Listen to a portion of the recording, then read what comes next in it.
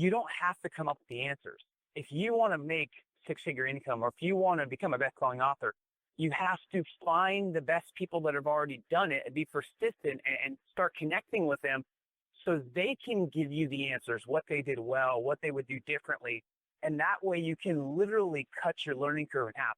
I didn't know how to be a best-selling author and #1 on Kindle. I found a team that already did it and gave me the steps. They need to go find the best people and near them and mentor them and ask them questions and take them to lunch, because that's how they're going to get to the next level. And you're either hanging out with people that are holding you accountable or letting you off the hook.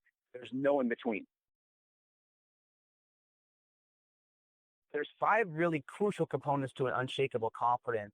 You have to watch every choice you make because they make you. Every choice you make is either helping or hurting your confidence. So you have to be aware what you're doing with that confidence account, because once you get clear, you're going to be more motivated, but then you have to take the right actions to continue elevating your confidence.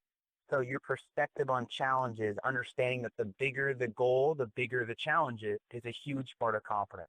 Consistency is a huge part of confidence, because I think the scariest things in life and business are momentum and lack of momentum, right? So you want to keep up the momentum. And then 4th is your identity. You have to develop an identity with yourself that whatever you say, your actions follow. I think a big confidence killer is lack of follow through.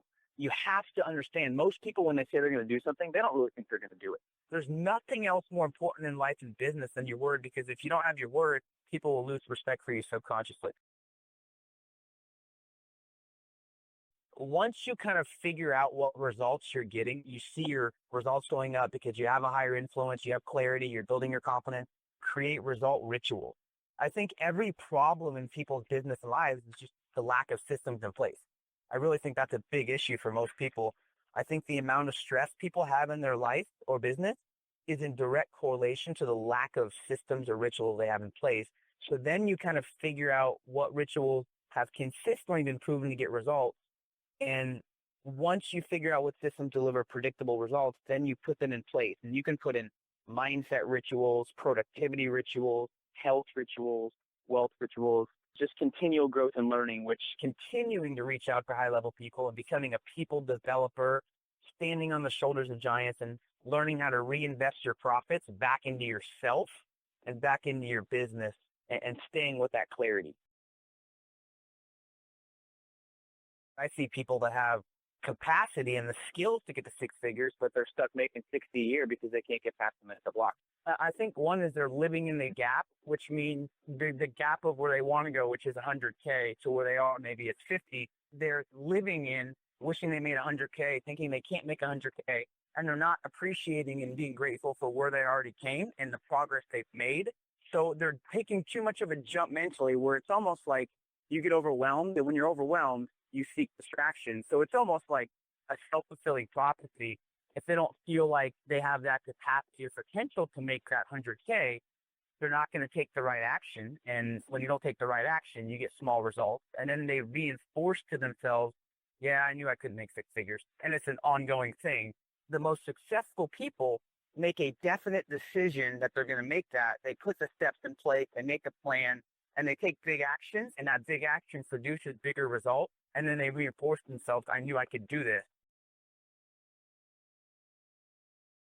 If people are so focused on 6 figures that they forget that they need to make 70 and then 90 first to make 100, it's going to get them demotivated. So when I was, for example, we wanted to go for, I remember when I was new to direct sales, I wanted my office to shoot for a $40,000 a week in sales. And in my mind, I'm like, I don't know how that's going to happen, but I was dedicated to it, but I didn't know how it was going to happen. And I would think in my head, oh, if I could just do 40 grand in a week, that is just, I would be on top of the world. Fast forward to the next summer, we were doing 130K weeks, and I was mad if we didn't do 100. It's not that I totally changed atmospheres and environments and I had new people. No, it's just my capacity shifted because I consistently elevated my results.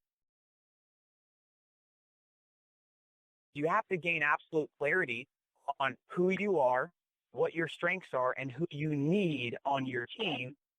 And then you have to reverse engineer. So the most people I've talked to, whether they're making 250 a year, whether they're making 60 a year, they don't have a clear and precise bulletproof plan on how to get to the next level. So they haven't clearly defined exactly how to get there. So one thing I learned from Gary Vaynerchuk, he always had an ideal outcome within the next 6 months to a year. So what I would ask people is, have you figured out your ideal outcome in 6 months? What's your business look like? How involved are you in your business? What's the ideal culture of your business? Getting personal, how much money do you have saved? How much money are you making monthly? What does your team look like?